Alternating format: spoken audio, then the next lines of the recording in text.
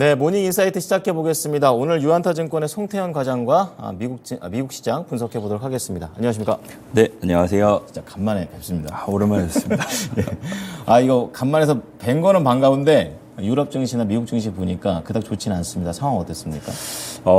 사실 우리가 휴장을 했을 때 미국 증시가 1% 정도 올랐었는데 네, 다시 개장을 하려고 하니까 마이너스 1%가 이제 나오게 되고, 그리고 전반적인 이제 흐름들도 보게 되면은 악재보다도 포커스가 많이 맞춰지게 되고, 네네. 그리고 지금까지 나오지 않았던 악재들이 추가적으로 이제 발현이 되게 되면서 안 좋네요. 투자 심리나 이런 부분이 상당히 위축되고 있다라고 보시면 될 것 같고요.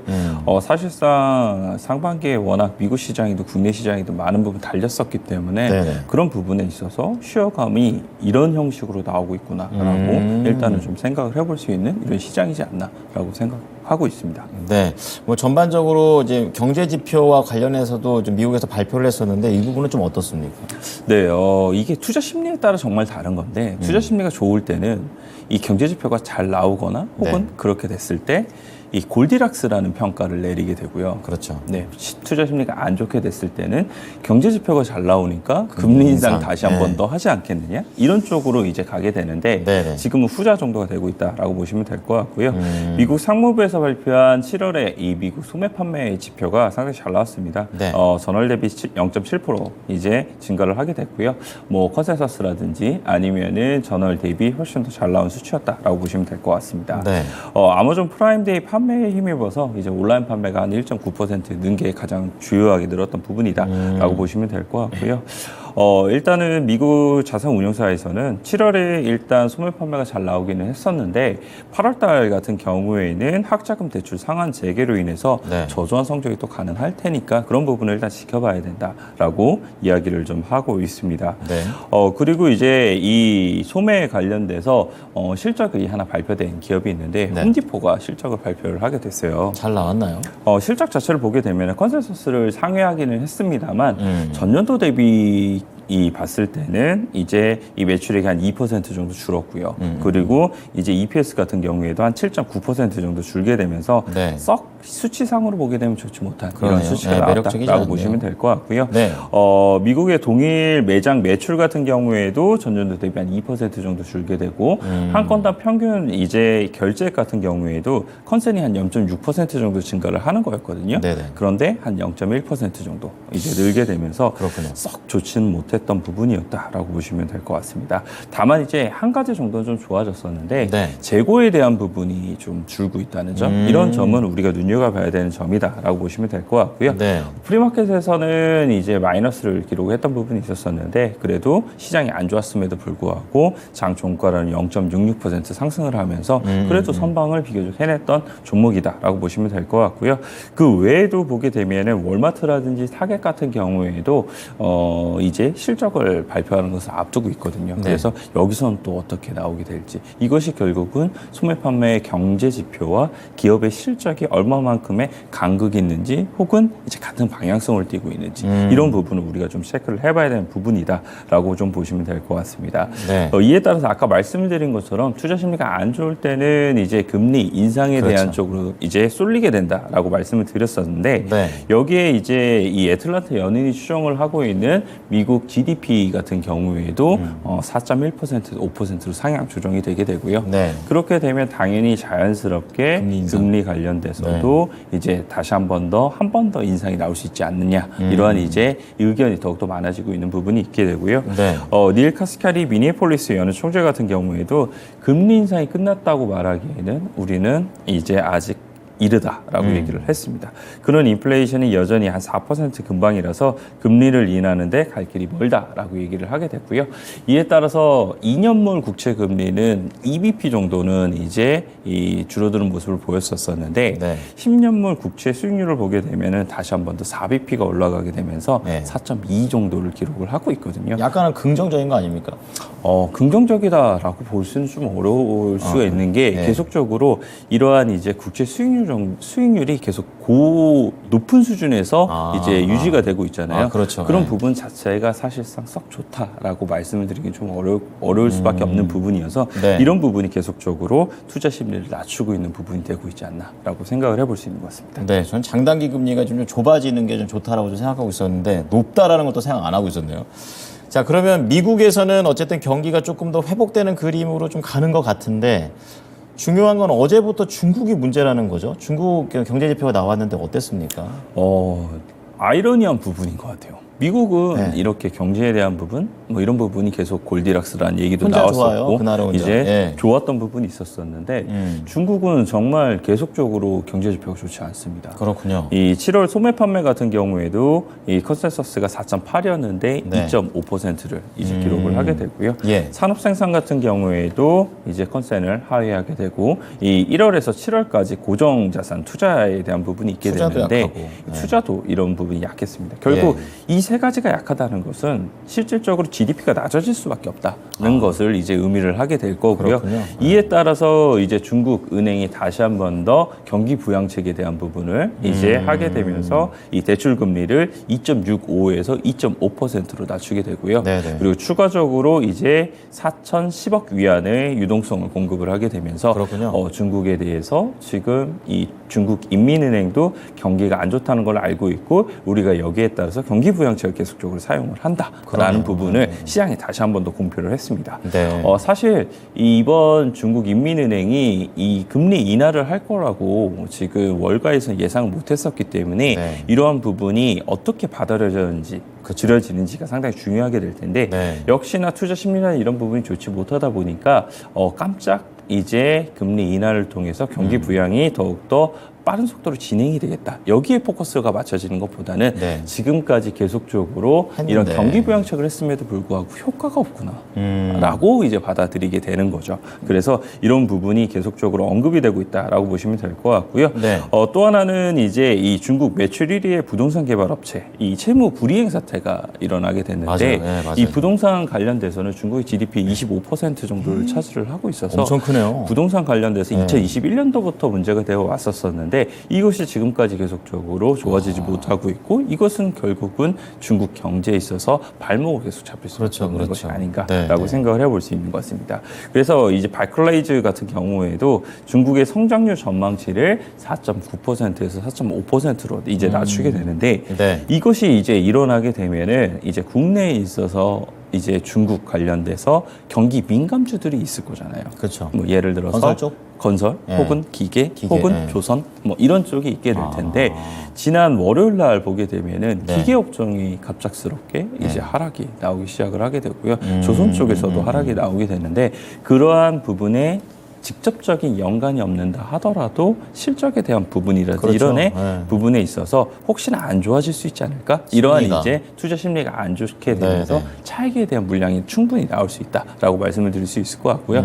또한 이제 다른 경기 민감주들을 보게 되면은 이제 원자재와 관계가 있는 종목들은 대부분 다 좋지 않을 거잖아요. 예를 들어서 뭐 유가라든지 그렇죠. 아니면 뭐 천연가스라든지 이런 관련된 종목들 역시나 이러한 부분에 있어서 사용량이 줄 가능성이 상당히 있어 보이고 이것이 결국은 실적에 안 좋은 영향을 미치게 될 것이다. 이런 투자 심리가 발동이 될 수 있기 때문에 이러한 부분은 결국은 이제 국내에 있어서 이런 종목들에 있어서도 조금은 쉬어가는 흐름이 나올 가능성이 상당히 높아 보인다라고 말씀드릴 수 있을 것 같습니다. 네. 어쨌든 간에 중국을 좀 탈피하고 있는 국내긴 하지만 그래도 중국 영향을 안 받을 수가 없습니다. 자, 그런 가운데 미국 증시에서 또 하나의 악재가 됐던 것이 바로 피치에서 나온 얘기가 되겠는데 이것도 은행이 문제네요.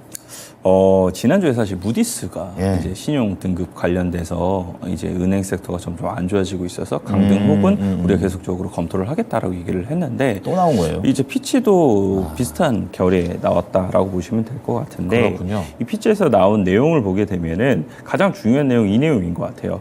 은행 신용 등급이 AA-에서 A+로 조정이 될 경우에 네. 미국 은행의 70개 이상이 재평가를 받게 된다. 신용 등급을.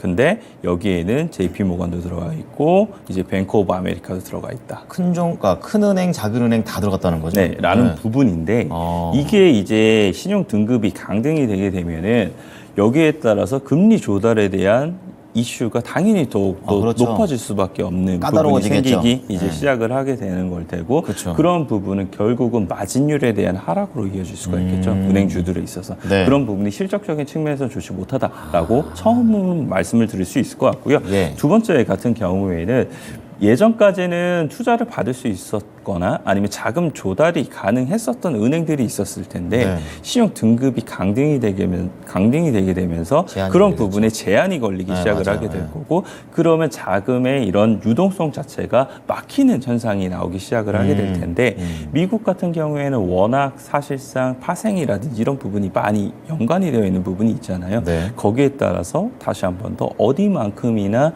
부실 채권이라든지 이런 부분이 늘어날 수 있을지 여기도 사실상 알 수 없는 부분이 있다는 것이 두 가지의 안 좋은 원인이다라고 보시면 될 그렇군요. 것 같습니다. 그래서 네네. 이 관련돼서 추가적으로 어떻게 진행이 되는지 이런 부분은 꼭 지켜봐야 되는 부분이다라고 보시면 될 것 같고요. 네.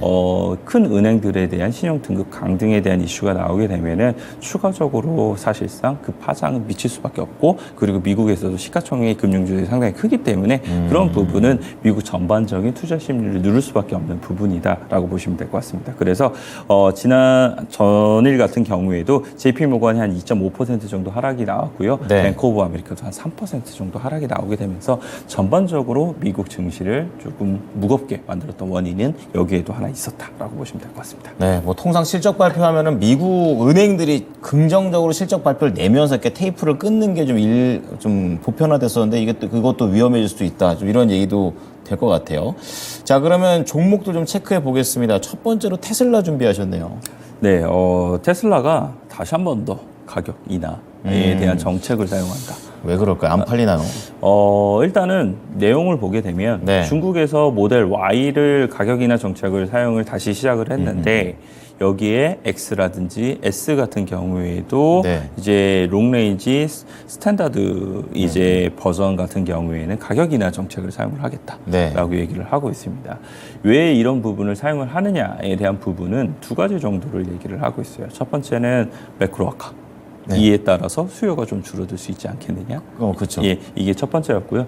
두 번째 같은 경우에는 이제 이 BYD가 사실상 이제 중국에서 더욱더 테슬라보다 그렇죠. 많은 판매량을 하고 있잖아요. 네. 여기에서 어느 정도 경쟁력을 확보를 하기 위해서 우리가 더욱더 가격 인하를 이제 진행을 하겠다라고 얘기를 하고 있습니다. 예. 사실 이 1등 업체인 이러한 테슬라가 가격 인하 정책을 계속적으로 사용을 한다는 것은 그렇죠. 그 뒤에 따라오고 있는 후발 업체들에 대해서도 계속적으로 수익성에 대한 확보가 많이 어려워진다는 것을 의미를 하게 될 거고요. 네. 사실상 요 근래 레거시한 업체들이 이제 실적이 잘 나오고 있음에도 불구하고 주가의 흐름은 좋지 못하잖아요. 사실 이런 부분이 결국은 니네가 지금 이 내연기관으로 돈 잘 버는 건 알고 있기는 한데 근데 앞으로 전기차 네. 쪽으로 갔을 때 얼마만큼이나 돈이 들어가게 되고 그 돈이 들어갔을 때 그걸 수익성을 확보를 할 수 있겠느냐. 그렇죠. 여기가 네, 계속 퀘스천 마크가 달리게 되면서 사실상 주가가 좋지 못하는 흐름을 보이고 있는데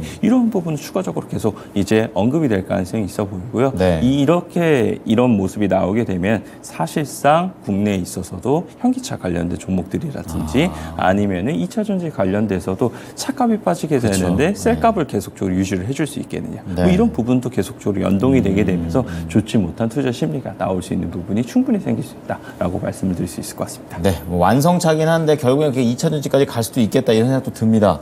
자, 두 번째로 봐야 될 것은 VFS라는 티커를 쓰는데 이 종목은 뭡니까? 전기차 업체예요. 전기차 업체예요? 네, 빈페스트라는 전기차 업체인데 이 업체가 이제 이 베트남에 있는 전기차 업체인데 네. 베트남 그룹 파게 되면은 가장 유명한 그룹이 빈 그룹이거든요. 아, 그래요? 베트남의 삼성전자 아, 뭐 이런 그렇군요. 그룹과 비슷하다라고 보시면 될 것 탑이군요. 같은데 그 산하에 있는 이제 빈페스트라는 업체가 나스닥에 상장을 하게 되고 이 스펙 합병을 통해서 상장을 하게 됐는데 이 70%의 네. 상승이 나오게 되면서 상당히 강한 상승을 보였다라는 부분이었습니다. 관심이 많네요. 네, 시가총액에 대한 부분을 보게 되면 아이러니하게도 경우에도 이 베트남의 전기차 업체임에도 불구하고 네. GM이라든지 포드보다도 시가총액이 크고요. 대박이네요. 네. 그리고 리비안이라든지 루시드를 합한 시가총액보다도 더 큽니다. 되게 이게 매력적으로 판단되어지는 이유가 뭐예요? 일단은 이 베트남 시장에 있어서 전기차 그룹 중에서 네. 사실상 빈 그룹이 하게 되면 된다, 아무래도 이거군요. 된다라고 생각을 그렇군요. 하는 그런 부분이 있지 않나라고 생각을 예, 해볼 예. 수 있는 것 같고요. 그리고 신규 상장 업체라든지 뭐 이런 부분이 있어서 뭐 프리미엄도 일부 붙었지 않았나라고 그렇군요. 생각을 해볼 수 있는 것 같습니다. 예. 어쨌거나 사실 지난 밤 미국 시장이 좋지 못했음에도 불구하고 이제 플러스권에 나올 수 있는 이제 종목 중에서 가장 트렌드한 티커로서 이제 이 빈페스트가 이제 나오게 됐던 부분이 빈페스트. 있었거든요. 그래서 네. 오늘 국내 시장에 있어서도 이슈가 될 가능성이 충분히 있어 보이고요. 사실상 시장이 더욱더 어려워지면 어려워지게 될수록 테마 성격을 가진 종목들로서에 대한 수급이 더욱더 쏠릴 수가 있을 테니까 이런 부분도 우리가 뉴스로는 꼭 체크를 해놓자라고 말씀드리도록 하겠습니다. 자, 마지막으로 이제 시황과 관련해서는 반도체 체크해 보겠습니다. 반도체는 엔비디아는 올라가지고 올라갈 줄 알았더만 지수는 떨어졌네요. 네.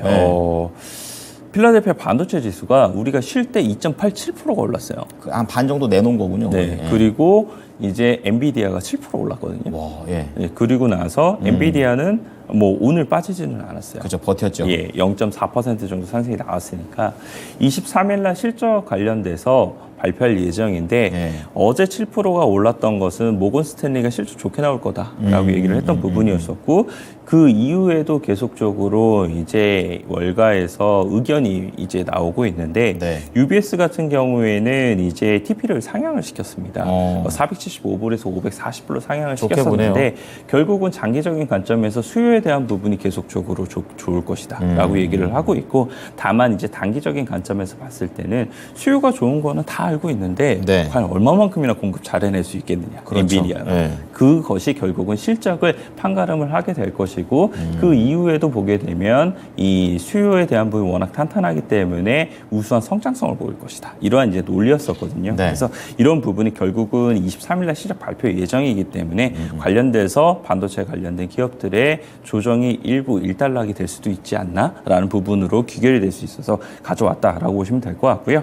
또 하나의 업체는 어플라이 머티리얼즈 갖고 왔습니다. 네. 이 17일날 이제 실적 발표를 하게 되는데 얼마 안 이 남았네요. 실적 발표에 대한 내용에 대한 의견을 보게 된다 하더라도 네. 세 가지를 얘기를 하고 있어요. 어떤 첫 번째는 네. 이제 중국에서 레거시한 사업이 계속적으로 이제 발주가 나오게 있어서 이 부분이 호조를 이제 보이고 있다는 게 첫 번째였었고요. 네. 두 번째 같은 경우에는 이제 글로벌에서 계속적 블록화 현상이 나오게 되면서 이 투자 지출이 많아지고 있다. 그렇죠. 그렇기 때문에 우리 장비에 대한 이 수주가 많이 나오고 있다. 이게 두 번째였습니다. 세 번째는 SiC 반도체 전력 반도체. 관련돼서 이제 자동차 쪽으로 많은 성장성을 보이고 있다. 이 세 가지였었는데 네. 과연 실적에 대한 부분은 사실상 뭐 더 중요하지 않다라고 저는 생각을 하고 있고요. 실적 발표한 이후에 컨퍼런스 콜에서 얼마만큼이나 가이던스라든지 아니 방향성을 잘 보여줄지가 결국은 국내에 있어서에 대한 이런 반도체 업체들 특히나 반도체 장비 업체들에 대한 주가에 대한 이 방향성을 좀 보여줄 수 있지 않을까 이렇게 생각을 해볼 수 있는 것 같습니다. 아까도 이제 반도체를 이렇게 브리핑해 드리고 있다가 삼성전자가 ASML 지분 이제 팔아가지고 돈을 좀 이제 확보했다 뭐 이런 얘기 나오더라고요. 그런 거 보면은 이런 것도 어쨌든 업황 바닥 찍고 가니까 삼성전자 하는 거 아닌가 이런 생각 드는데 이 부분에 대해서 어떤 생각 있으세요? 사실상 네. 이런 부분일 것 같아요. 삼성전자가 정말 돈이 없어서 ASML 지분을 팔았을까요? 그 생각은 안 해봤어요.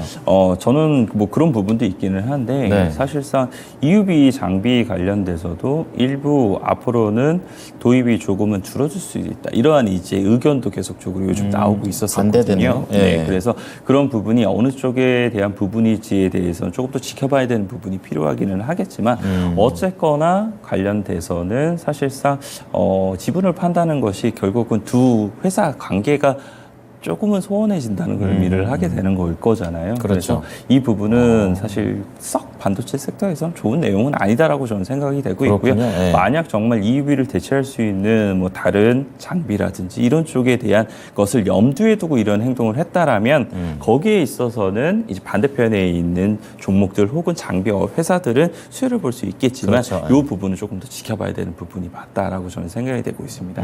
어쨌거나 반도체에 관련돼서는 사실 사실상 미국에서에 대한 이런 엔비디아에 대한 반등이라든지 이런 부분이 어느 정도는 확인된 이후에 반도체 섹터가 돌아서 나올 그쵸. 가능성이 상당히 높기 때문에 일단은 지금까지는 관망의 의견을 계속 드릴 수밖에 없는 부분이 되는 것 같고요.